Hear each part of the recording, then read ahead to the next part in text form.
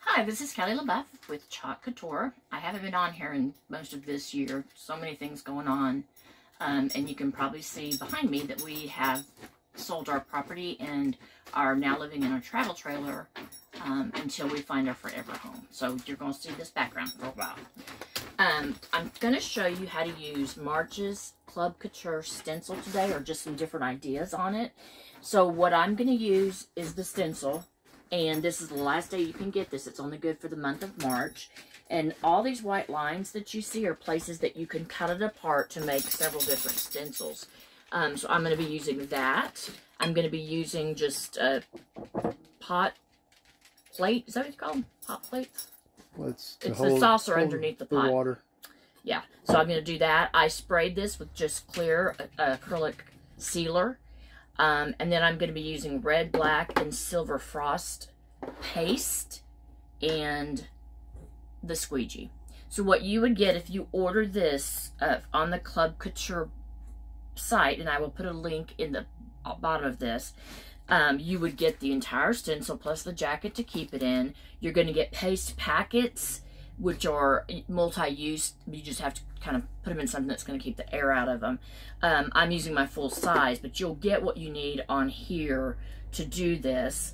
I'm going to use our Chalk Suede gift tags, and I'll show you how that's going to happen. And I'm going to use some twine, and you'll see what all of this is for once we get started. So I'm going to go ahead and start by opening this. And if you have stencils that you're going to cut apart, you're going to want to cut the backing with it so that each piece has its backing to go back on after you've used it and they're dried. So I'm just going to cut them on the lines like this. And as you can see, when this one gets cut, the backing is with it. Okay, so I've laid out kind of what I'm going to do to make sure that it's going to fit and it's lining up okay.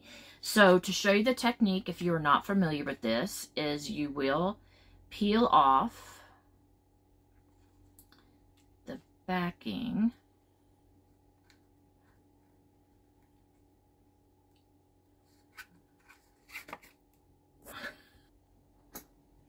All right, finally got it. So I'm peeling it off of the backing. Keep your backing. So then I'm going to take it, and again, I sprayed this with a clear. I did satin instead of gloss. You can do whatever you want. And it only needs to dry to where it's no longer tacky. I happened to do this a couple of days ago. So the technique for doing this is you're going to put it down. And then you're going to take your squeegee, just a clean squeegee, just to make sure that you've got it good and sealed, especially around where your design is, because you don't want any of the Chalk Couture paste leaking underneath the white mesh. It'll be messy. It won't even look like a windmill. Thank you, Mark. That's what it is. It's a good thing he knows what was in my thoughts, because sometimes I just don't. Okay, so I'm going to take my squeegee. It does not take hardly any at all to do. I'm just going to get some right off the lid here, because it's a lot right there. And you don't have to push in too hard, just right. So I'm just going to spread it on here. Now, the point of going across it this way and doing it a couple of times as you go is to make sure that you've gotten every spot of that white mesh covered, because otherwise you're going to have a gap in it on there. By the way, the hardest thing for this to do this was getting it off the backing, I promise. This is super easy. You can get it anywhere on the green that just happens to get it, because you are going to clean this off when you are done. All right, so looks like, all right, so now what I'm going to do is just go down gently. You don't want to scrape, the stencil or anything off with it. You're just going to go down and gently do this again to make sure you've covered every place. And also, look how much paste I got back up off of it. All right, so I'm going to put this down, and I'm going to go ahead and pull up the stencil. Get that out of my way.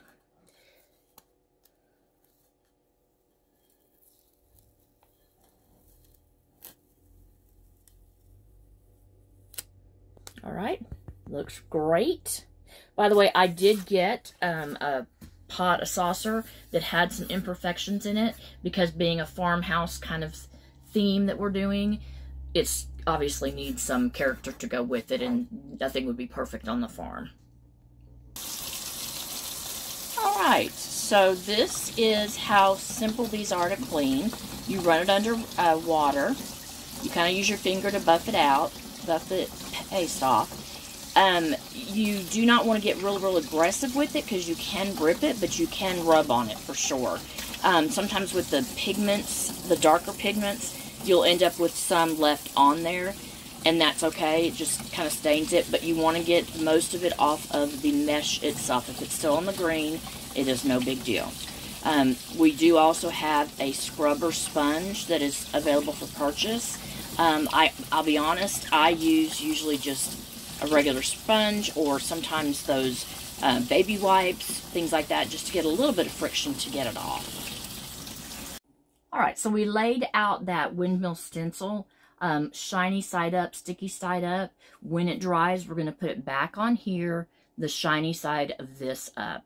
These are multi-use stencils, so you want to protect them as best you can. I put mine back on after they're dry, and I put them back in the original packet they came in.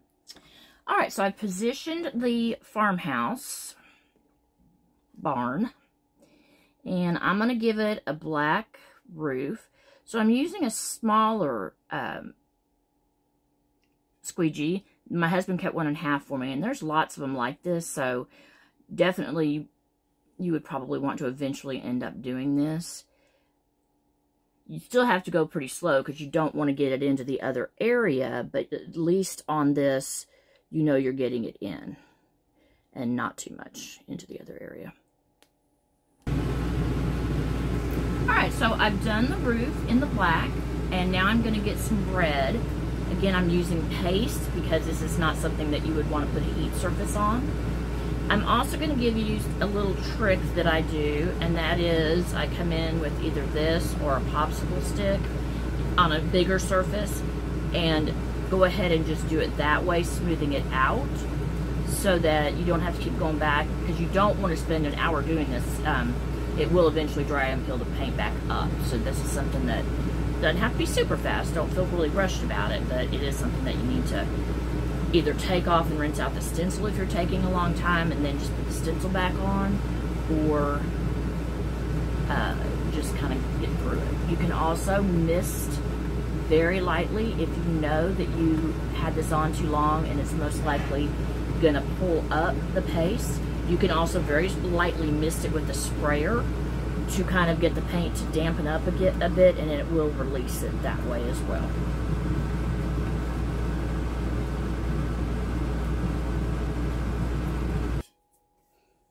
So I want to show you the technique that I used. I had done the part of the windmill, and I'm putting a sticker where the green sticky stuff would actually get on the windmill. So I'm using one of the piece of backing to cover it so that when I put this up, it doesn't pull the windmill paint with it.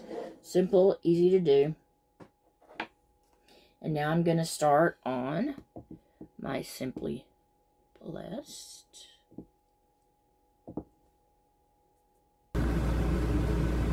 Okay, so now I'm using one of our suede chalk tags, zig tags. Didn't be for gift. You can use it for a lot of things. That surface is ready to use. So I'm just going to do this.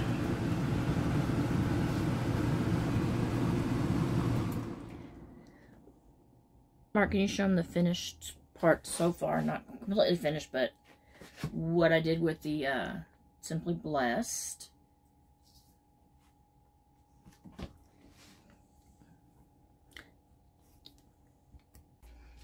Okay, so I have finished this. There are many backgrounds you can choose to put this on. You can put it on fabric, on a t-shirt, on a bag, on a tile. If you are a new person to doing Chalk Couture, I would suggest getting either just regular cardstock and practicing with that, because remember, it's a multi-use stencil, and the paint packets, paste packets that come with this stencil, you could do many projects with that. So anyway, I want to do a little bit of 3D, so I went ahead and put the actual brace legging for the windmill, and I went and put a bow, and then I took one of the transfers it was with this, and put Farm Fresh. So many different things you can do. This, I just happened to notice, I got at Hobby Lobby for $4.99. You could reseal this. You could do this on the bottom of it and then flip it and do the other. There's just so many ways that you can do this. So this goes off of inventory at 11:59 Mountain Time tonight. For the month of March, if you become a club member, you will also get 5 free transfers and some paste. And again, this commitment to be a club member is you only have to take 3. So, having said that, a little sneak peek of April's Club Couture. So, you will see me demonstrating this tomorrow on many different things. Again, this can go on so many, all of our stuff is so flexible. This could have gone on like one of our mortar pedestals, and you could have tied a bow with this on it, or Farm Fresh, or whatever. You could use the home part of the stencil on any surface you want to use it on. I did want to take the time to show you. These have dried. They've been washed and dried. Remember, I told you that the pigment on the darker colors tend to stay on there. That will not affect your quality of the next stencil usage because your white mesh is cleaned. And it dried. We put on the shiny side up, and I did it with all of them. Here's pan around there. And then I will be putting it back in that plastic sleeve to use again. If you have any questions at all, I put my email down below. I will give you the card for this. I'm here for you to help you get ideas if you need. I'll hook you up to the Facebook page, or it inspires me daily. But anyway, this is today's end of today. This is the spring one. I'm going to start doing some Easter stuff in the next couple days, so you have time to go ahead and order the stencils and do what you want to do with it. But anyway, y'all, thanks for watching. I'll see you next time.